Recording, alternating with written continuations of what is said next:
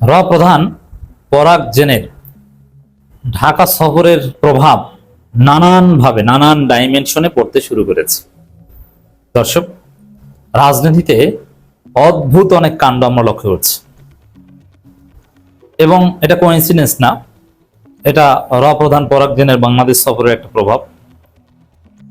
প্রধান বাংলাদেশ সফর করে গেছেন, আর বিএনপির ভারতপন্থী অংশ তারা জামাতের বিরুদ্ধে রাজপথে নেমেছে এবং বলছে যে এই জামাতকে বিরোধী দল হতেও দেওয়া উচিত না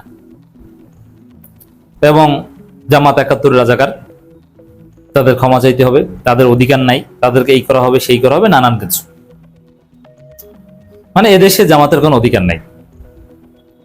এতদিন বিএনপি জামাত ভালোই ডলাডলি ছিল, ছাত্রদল শিবিরের মধ্যে সংঘর্ষ হলো, এটা সমঝোতাও কিন্তু হয়েছে, বাট এখন হঠাৎ করে বিএনপির একটা অংশ রাজপথে নেমে গেছে।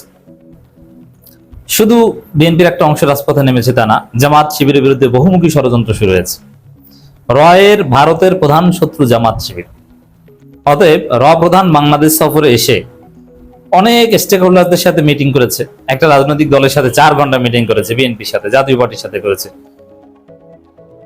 এখন ওই ভারতপন্থীদের টাকা পয়সা দিয়েছে বা বুদ্ধি দিয়েছে, তারা বলেছে তোমরা জামাতের বিরুদ্ধে মাঠে নামো। জামাতের বিরুদ্ধে বিএনপি মাঠে নেমেছে। নইলে হঠাৎ করে একটা ফালতু বিষয়ে জামাতের বিরুদ্ধে বিএনপির এখন মাঠে নামার কোনো প্রশ্নই আসে না। সরকারি দল বিরোধী দলের বিরুদ্ধে মাঠে নামবে, এটা তো অস্বাভাবিক। আর এখন তার বিএনপি সরকার পতন বা এরকম কোনো ঝুঁকিতে নাই, বরং বিরোধী দল সরকারের বিরুদ্ধে নানান দাবি দয়া নিয়ে মাঠে নামতে পারে। অথচ আমরা দেখতে পাচ্ছি যে বিএনপি, মুক্তিযুদ্ধ দল, মুক্তিযুদ্ধ প্রজন্ম দল, এরা জামাতের বিরুদ্ধে মাঠে নামছে। রুহুল কবির রিজভী আবার তার নেতৃত্ব দিচ্ছেন। দর্শক, রুহুল কবির রিজভী বলছেন জামাতের কোনো হিরোইক অথবা বীরত্ব সূচক কোন ইতিহাস নাই, জামাতের ইতিহাস দালালের ইতিহাস। আচ্ছা, মেনে নিলাম। বাংলাদেশে হিরোইক অবদান, কন্ট্রিবিউশন, ইতিহাস সবচেয়ে বেশি আওয়ামী লীগের ধারে কাছে বিএনপি কশ্চিন কাল পুনর্জন্ম হলেও যেতে পারবে না। এক মুক্তিযুদ্ধের নেতৃত্ব দিয়ে আওয়ামী লীগের যে অর্জন, সেই অর্জন বিএনপিকে করতে কয়েকশো বার জন্মগ্রহণ করতে হবে। তাহলে আওয়ামী লীগকে ফিরিয়ে আনেন। এখানে ঐতিহাসিক অর্জনের একটা গুরুত্ব আছে।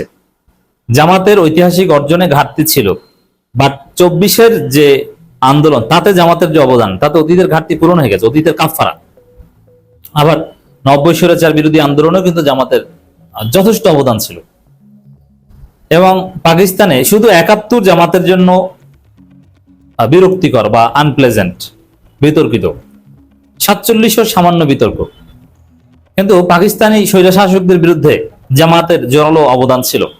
জামাত আওয়ামী লীগ একসাথে আইয়ুব খানের বিরুদ্ধে আন্দোলন করছে, ৮ দলীয় জোট ডাক, এগুলো ইতিহাস আপনারা জানেন। অর্থাৎ জামাতের যে বীরত্বগাথা, ইতিহাস নাই কে বলেছে? জামাত স্বৈরাচার বিরোধী আন্দোলন করে পাকিস্তান আমলে 2 বার নিষিদ্ধ হয়েছিল। এরপরে স্বৈরাচার বিরোধী আন্দোলন করেছে এরশাদের বিরুদ্ধে, সামনের সারিতে ভূমিকা রেখেছে। জামাত বিএনপি একসাথে, জামাত বিএনপি আওয়ামী লীগ একসাথে আন্দোলন করেছে। এরপরে বিএনপি যখন তত্ত্বাবধায়ক সরকারের বিরুদ্ধে ষড়যন্ত্র শুরু করলো, তখন তার বিরুদ্ধে জামাতের অবদান আছে, আন্দোলন করেছে। তো জামাতের তো বীরত্বগাথা, পজিটিভ ইতিহাস আছে, আর সেগুলো ছোট কিন্তু বড় অবদান, এই ২৪-এ বড় অবদান আছে। আর অবদান যাই থাক, অবদানের কথা বলে রাজনীতিতেও তো আপনি আজীবন ক্ষমতায় থাকতে পারবেন না। তাহলে তো আওয়ামী লীগকে আজীবন ক্ষমতায় রাখা উচিত, কারণ আওয়ামী লীগের মতো অবদান তার আপনাদের নাই। মূল হচ্ছে অতীতে আপনি কি করেছেন কি, এটা বেঁচে খেতে পারবেন না। আপনি চাঁদাবাজ, আপনি দুর্নীতিবাজ, অতএব আপনার যতই অবদান থাক আপনি অযোগ্য, আপনি বাতিল। এটি হওয়া উচিত। আওয়ামী লীগ ৭১-এ যাই করুক না কেন, আওয়ামী লীগ ফ্যাসিস্ট, গণহত্যাকারী, আওয়ামী লীগ বাতিল, বাংলাদেশে নিষিদ্ধ। জামাত সৎ, যোগ্য, তারা এখন বাংলাদেশকে ভালোবাসে, বাংলাদেশের স্বাধীনতা সার্বভৌমত্বের পক্ষে ভূমিকা রাখে, অতএব জামাত গুড। এই অতীত ট্রেনে রুহুল কবির রিজভী যে ব্যাখ্যা দিয়েছেন, জামাতের বিরুদ্ধে বিষোদ্গার করেছেন, এটার ভ্যালিডিটি নাই। তরুণ প্রজন্ম এগুলো গুরুত্ব দেয় না, যার ফলে এই তরুণ প্রজন্ম স্লোগান দিয়েছে তুমি কে আমি কে, রাজাকার রাজাকার। কারণ এই অতীত বেঁচে খাওয়া, এটা তরুণ প্রজন্ম পছন্দ করে না। যদিও অতীতের গুরুত্ব না, ইতিহাসের গুরুত্ব নেই, কথা আমি বলবো না, কিছুটা হলো আছে। এবং জামাত যে ৭১ ইস্যু একদম সহজে পার পেয়ে যাবে, এটাও আমি মনে করি না। তারপরও রুহুল কবির রিজভীরা যে জামাতের বিরুদ্ধে হঠাৎ করে মাঠে নেমেছে, এটা প্রধানের ঢাকা সফরের প্রভাব হয়ে থাকতে পারে। দর্শক, এই যে বিএনপির মুক্তিযোদ্ধা দল এবং মুক্তিযুদ্ধ প্রজন্ম দল এরা রাজপথে বিক্ষোভ মিছিল করছে, তারপরে বলছে বাংলাদেশকে অস্থিতিশীল করার ষড়যন্ত্র করছে জামাত। বাংলাদেশকে অস্থিতিশীল করার ষড়যন্ত্র করছে র, আর সেই র বিএনপির একটা অংশকে, যারা মাঠে নেমেছে এরা সবাই রয়ের লোক, বড় বড় মুক্তিযোদ্ধা পরিচয় দানকারী লোকজন, তারা মাঠে নেমে বলছে জামাত বাংলাদেশে অস্থিতিশীলতা সৃষ্টি করছে। অথচ এটা আমরা দেখছি অস্থিতিশীলতা সৃষ্টি করছে আওয়ামী লীগ, অস্থিতিশীলতা সৃষ্টি করছে র। বরং বিএনপিও আওয়ামী লীগ এবং রয়ের ষড়যন্ত্র নিয়ে একটা দৌড়ের উপর আছে।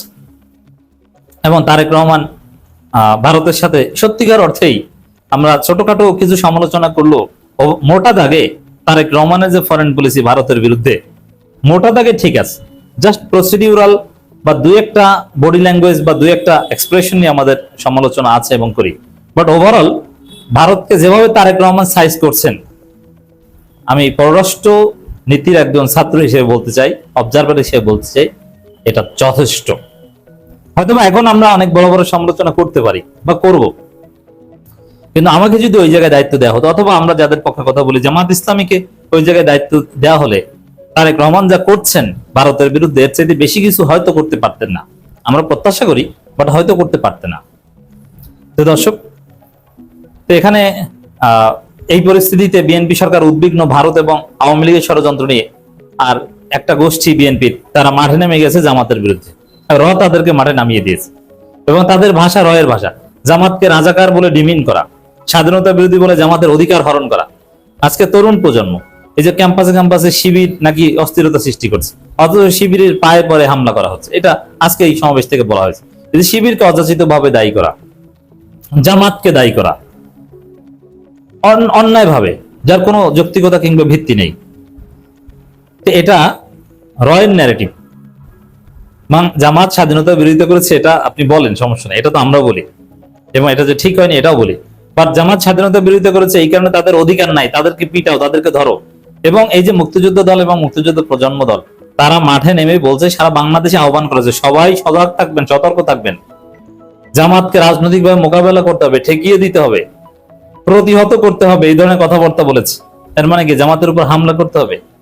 যদিও যেহেতু এটা অ্যাসাইন্ড এবং শিখিয়ে দেওয়া কর্মসূচি, স্বাভাবিক কর্মসূচি না, সন্দেহজনক কর্মসূচি, এ কারণে একটু একদম পুরোপুরি আওয়ামী স্টাইলে কথা বলতে যে আবার একটু থেমে যায়। মানে দেশবাসীর, সারা দেশে মুক্তিযোদ্ধাদের প্রতি আহ্বান জানায়, যেখানে জামাত আছে সেখানে আমরা মানে কি প্রতিহত করব, এরকম বলতে যে কাছাকাছি বলে তারপরে ঘুরিয়ে ফেলেন না। যেহেতু জনগণ তাদের বিরোধী দল বানিয়েছে, আমাদের মানতে হচ্ছে, কিন্তু তাদেরকে রাজনৈতিকভাবে মোকাবেলা করব। তো এই যে হঠাৎ করে অযাচিত ভাবে, অপ্রয়োজনীয় ভাবে জামাতের বিরুদ্ধে বিএনপির রাজপথে নামা, আমি মনে করি যে এটা র প্রধানের প্রেসক্রিপশনে হয়েছে।